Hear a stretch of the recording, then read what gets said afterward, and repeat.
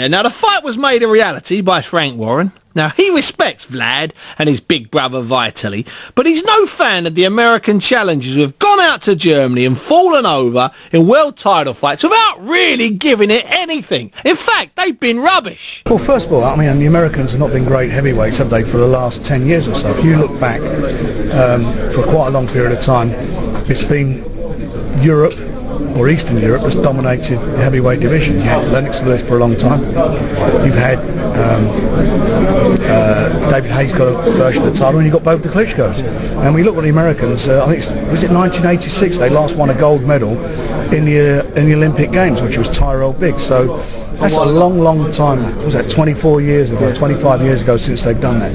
And you look at some of the names on their record. You know, they were rated and whatever, but they're not, for me, great fighters. You know, Jamil McLean, Downhill Nicholson, Lamont Brewster, Chris Bird, Calvin Brock, Ray Austin, you know, Hassim Ruckman, who'd seen better days. 12 years earlier. Yeah, Eddie Chambers. I mean, Thompson. So would I make? I mean, what I got to look at? Would I make any of these fights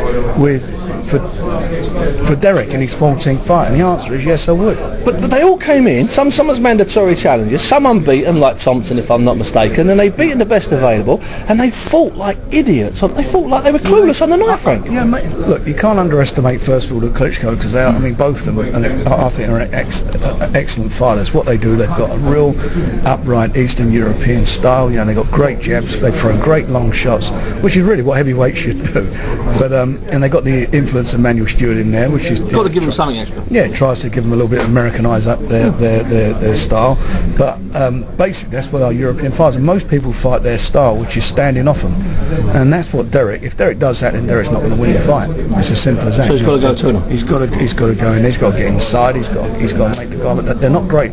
You know, sorry, Vladimir's not great working inside, and that's where he's got to do. He's got to get inside that jab, and the one thing I like about Derek is he does throw combinations. And you don't just throw a combination and stop. You put 3 or 4 together and then do it again, and that may be the key to him coming away with the title. Now I know Leon Spinks beat Ali, and I know it wasn't the proper Ali with fewer fights than this, but Spinks had been, let's get it right, the Olympic champion, and he'd had really, you know, hard fights in his early career.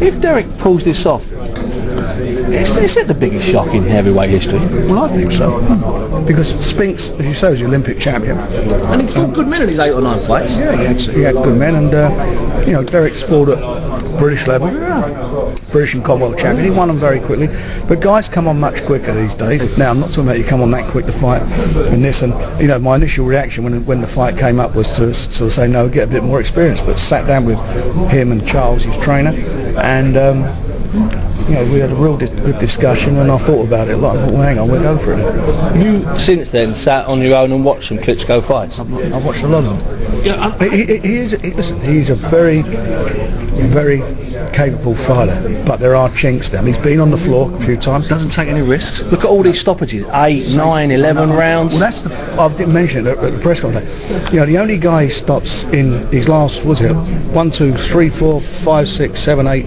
9, 10, 11, 12, 13, 7 years. Yes, 11 in his last 11 was Ray Austin in 2 rounds. Who'd seen better days. Other than that, you know, they were going 5s and 7s, and you know, yeah, listen, mostly 8s, 9s and 10s. Yeah, his last 3 fights, it's been 9, 12, and 10 rounds. And what the big point about those 9, the 12, and 10 rounds is that he dominated from the first second until the last punch when they fell over. So it wasn't like they were hard 9, 10, and 12. It's not like he's not a heavyweight. He's got the devil in him. No. You know, he doesn't take unnecessary risks, which is, don't knock him for it. He's been successful, but that's where we are. So you know, Derek has a great opportunity here.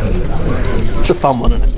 In a bizarre way, it's a fun one. You know, Derek's fun, and I'll tell you what, if self-belief wins it, he's the champion already. Yeah, there's no point going there. He says he's going to get rid of his smart car when he's world heavyweight champion. He says he's going to tell it you. Derek Chisora, Dean Powell and Frank Warren there on the April 30th heavyweight showdown. Vladimir Klitschko, Del Boy Chisora, Mannheim, Germany. I tell you what, I'm a big fan of it.